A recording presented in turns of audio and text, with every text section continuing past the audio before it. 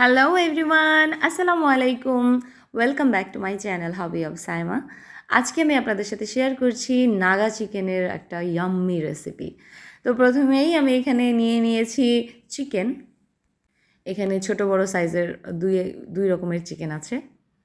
তারপর এখানে পরিমাণ মতো কিছুটা লবণ অ্যাড করে নিচ্ছি এবং দিয়ে দিচ্ছি হচ্ছে গোলমরিচ গুঁড়া। তারপরে দিয়েছি আদা রসুন বাটা। এখানে চাইলে আদা রসুন বাটার পরিবর্তে অবশ্যই গুঁড়াটা ব্যবহার করা যাবে। তো একেবারে সিম্পল একটা মশলা আমি এখানে ম্যারিনেট করছি। মনে হয় আমার কাছে যে খুবই মানে এইগুলো রেসিপিতে অল্প মশলা দিলেই না টেস্টটা ভালো আসে। তারপর আমি নিয়েছি ময়দা, তার মধ্যে দিয়ে দিয়েছি লবণ এবং শুকনা মরিচের গুঁড়া। তো এখানে চাইলে কিন্তু যদি আপনারা আরও বেশি ঝাল খেতে পছন্দ করেন তাহলে আরেকটু মানে মরিচের পরিমাণটা আরেকটু বাড়িয়ে নিতে পারেন। আমার যেহেতু বাচ্চারা খাবে আর আমি নিজেও ঝাল খেতে পারি না, এর জন্য আমি ঝালের পরিমাণটা কম দিয়েছি। তারপর একটা প্যান নিয়েছি এবং তার মধ্যে নিয়েছি অনেকগুলো তেল, যেন চিকেনটাকে ডুবো তেলে ফ্রাই করতে পারি। তারপর এক এক করে চিকেন এর মধ্যে দিয়ে ভেজে নিব।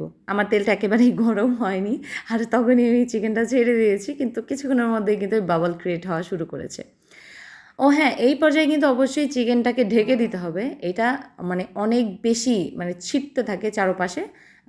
হাতে গরম তেল আসলে অবশ্যই ফোস্কা পড়ে যেতে পারে, এর জন্য সেফ থাকাটা খুবই জরুরি। ভালোভাবে একটু লাল করে আমি ভেজে নিচ্ছি।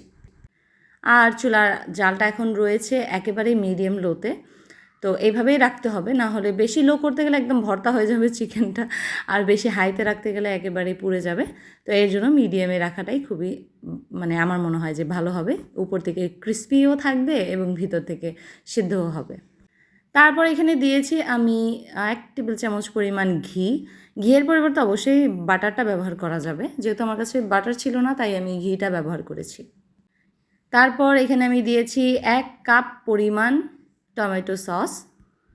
এখানে চাইলে আরও অন্যান্য সস আপনারা অ্যাড করতে পারেন, যেমন সয়া সস, ওয়েস্টার সস, এগুলো দিলে আরও টেস্টটা ভালো আসে।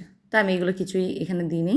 যদি মনে করেন যে না ঝালটা আরও বাড়িয়ে দেবো, তাহলে এই পর্যায়ে চিলি ফ্লেক্সটা অ্যাড করে দিতে পারেন ঝালের জন্য, বা মরিচের গুঁড়ো। সবগুলো ভাজা চিকেনগুলোকে এখন আমি এই সসটার মধ্যে কোট করে নিচ্ছি।